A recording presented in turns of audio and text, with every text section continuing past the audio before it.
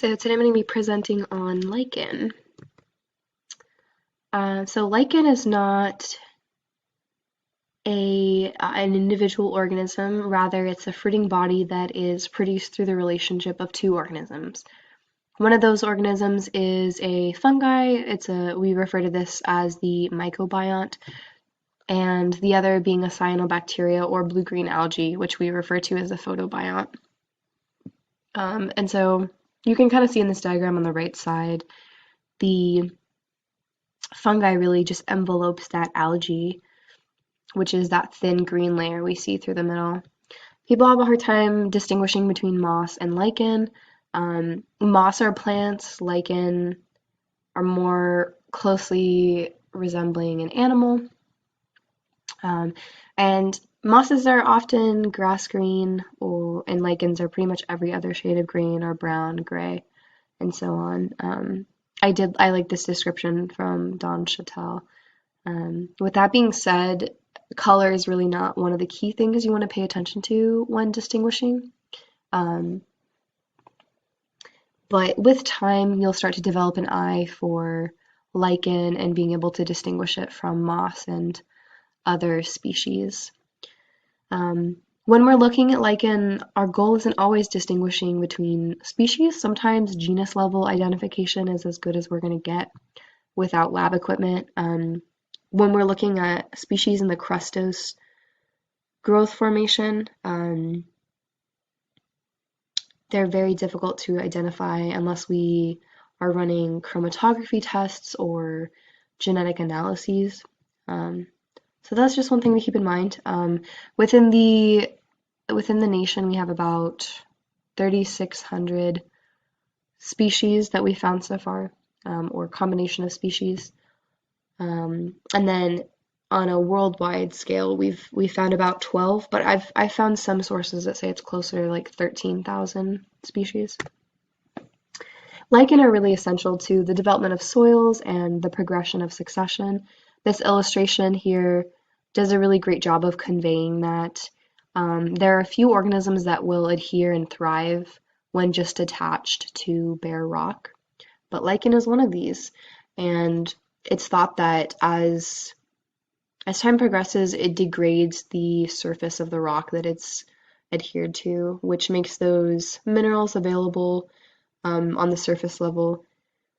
And then also the cyanobacteria present in the partnership is great at fixating nitrogen and really helping progress the soil development for other plants to come in the future and take root. And lichen we find everywhere. It can be found in polar areas, rainforests, deserts. I mentioned previously too that the fungi protect the algae, and they act as more of a physical barrier. You can kind of see they really envelope the algae. The algae do provide nutrients. They are photosynthesizing and delivering those nutrients to the fungi, whereas the fungi provide water retention and allow the algae to survive in climates that are too dry for them to survive on their own. They also have a compound, fungi have a compound that allow them to absorb UV rays and prevent them from penetrating the algae layer and damaging the algae cells. Because photosynthesis is taking place, we know that carbon dioxide is being converted to oxygen, and lichen are also known for being a good indicator of air quality. So they absorb pollutants such as sulfur dioxide and carbon dioxide in the air, and they've also been found to store heavy metals in the thallus or the vegetative material. Their use in medicine and perfume I'll discuss a little bit later in the presentation, though they've also been used to dye materials as well. So the reproduction is a little bit different because there are two organisms, so they need to, the algae and the fungi need to reproduce at the same time. And they do that through three primary methods. The first being spore dispersal, and we refer to that as ceridium. The spores are dispersed by wind, animal, or some similar distribution. And you'll often notice on the surface of lichen that they might have a dusty coating or finish, and that's usually the ceridium. Fragmentation is often not intentional. It's often caused by animals maybe tearing lichen or tromping through the forest and breaking lichen. But if that vegetative material is able to reestablish itself, then we call that reproduction through fragmentation. And insidia is almost a middle ground between these two. It is kind of intentional fragmentation. So this image here kind of encapsulates what that might look like on a fungi. Typically they look like pimple-like protrusions from the surface. And what's happening is that algal body that's surrounded by the fungal filaments is sprouting out to eventually break off from the central vegetation and then mature and establish itself. If we look to the left, we can see a breakdown of the anatomy. We did already look at a photograph of the cross-section underneath of a microscope. So you guys were able to see that green algal layer. And then we notice that the fungi material really just envelopes it. So we have that top cortex that is protecting it from being dehydrated. It's also providing it protection against UV rays. This medulla is where the hyphae hang out, and then these rhizines here are how the fruiting body adheres to the substrate.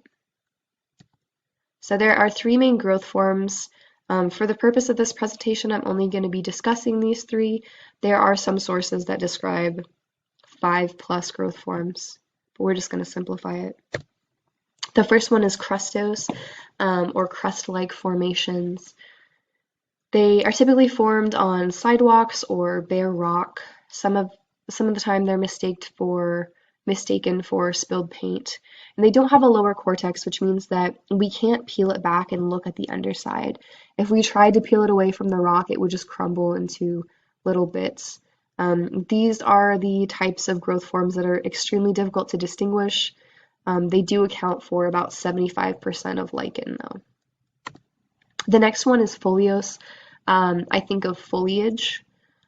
So they're very leaf-like, very foliage-like, and they can be pretty readily removed from their substrate. They're just very loosely attached. And this particular species is, I believe, some sort of a pelt lichen.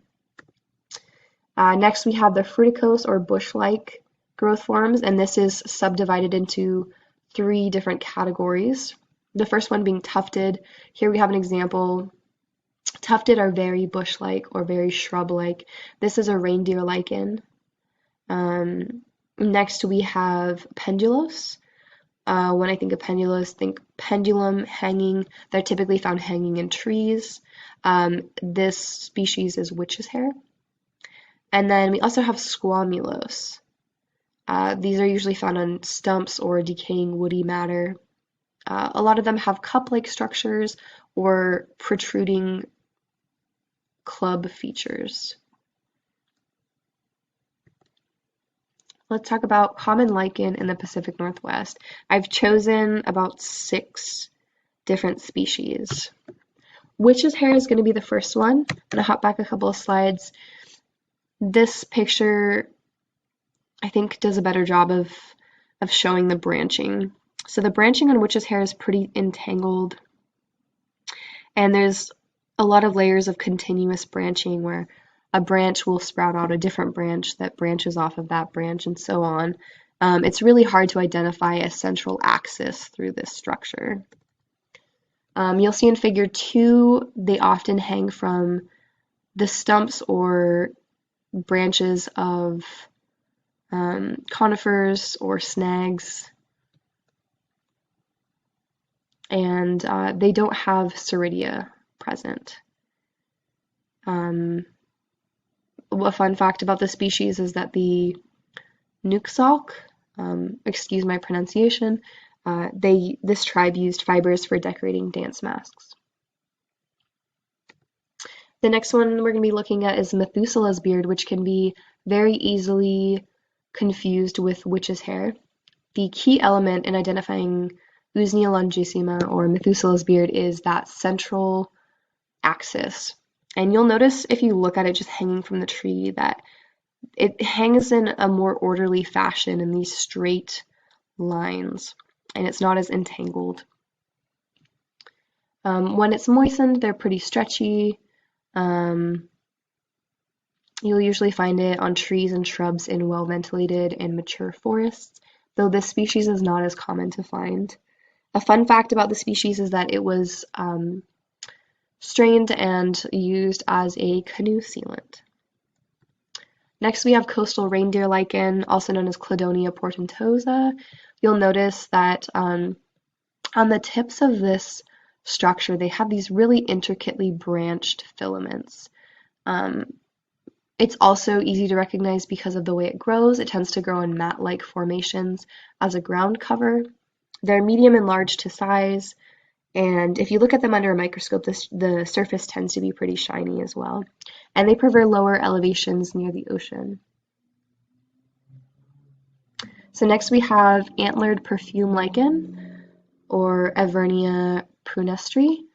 And this species is medium in size. The branches diverge from this central point that the lower surfaces do lack those risings. So it's pretty suspended, and you'll notice the lower portions aren't attached to that substrate. And these only have ceridia present on the lobe margins. They tend to be white to pale green in color, and you'll find them around deciduous and conifer trees within open sites around lower elevation areas. And a fun fact about this species is that the extracts were often used in perfume production, and usually they were used as a base to help fragrances adhere to the wearer for longer periods of time. Next, we have lipstick cladonia, also known as Cladonia macilenta, and these are a club-shaped lichen. They're pale to grayish in their coloration, and they have these kind of a dusty finish on the surface, and that's the ceridia where the spores are located. Their tips often are pointed, and when they do have the fruiting bodies present, they are in these red, almost floral-like arrangements. We typically find them on the bark of conifers and around decaying wood or nurse logs around lower elevation areas. And this species is actually used medicinally. So patients that are people that have Alzheimer's disease often have lower concentrations of acetylcholine present. And we know that acetylcholine has a few different functions within the body. One of these happens to be memory retention and cognitive functioning. So by introducing an acetylcholinesterase inhibitor that slows the degradation of acetylcholine, we find that their memory and cognitive functions are improved.